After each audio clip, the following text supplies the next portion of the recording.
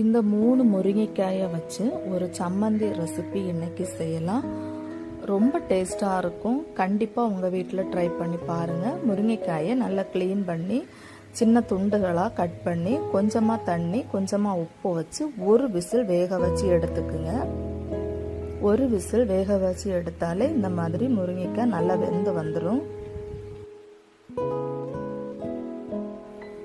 இப்போ முருங்கைக்காயை வெளியில் எடுத்து அந்த சதையை மட்டும் ஒரு ஸ்பூன் வச்சு இந்த மாதிரி எடுத்தீங்கன்னா வந்துடும். அதே மாதிரி எல்லா முருங்கைக்காயிலையும் நம்ம எடுத்துடலாம்.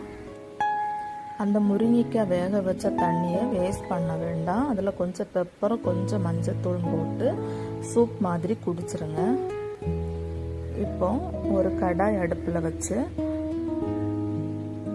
2 ஸ்பூன் எண்ணெய், கொஞ்சமாக கடுகு, ஒரு காஞ்ச மிளகா, கொஞ்சம் கருவேப்பிலையும் போட்டு தாளிச்சிட்டு 150 கிராம் வெங்காயம், சின்ன வெங்காயம் சின்ன சின்னதாக கட் பண்ணி வச்சுருக்கேன், அதை ஆட் பண்ணி நல்லா வதக்கி விடுங்க.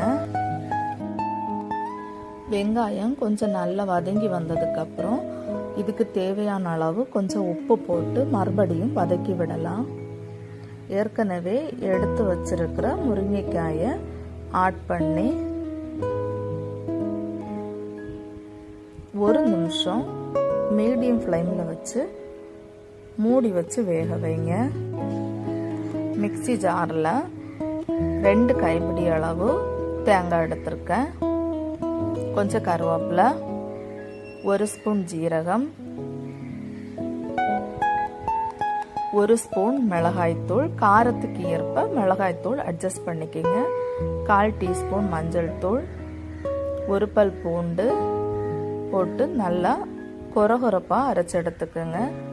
இப்போ அரைச்ச மசாலாவை இது கூட ஆட் பண்ணி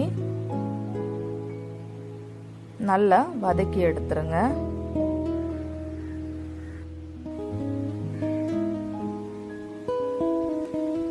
நல்லா வதக்கி விட்டுட்டு மறுபடியும் ஒரு 30 செகண்ட் மீடியம் ஃப்ளேமில் வேக வச்சு எடுத்துருங்க.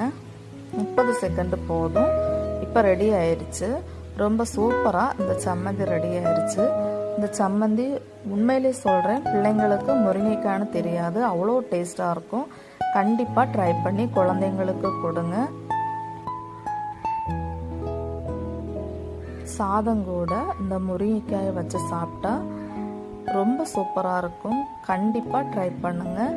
வீடியோ பிடிச்சிருந்தா லைக் பண்ணுங்கள், சப்ஸ்கிரைப் பண்ணுங்கள்.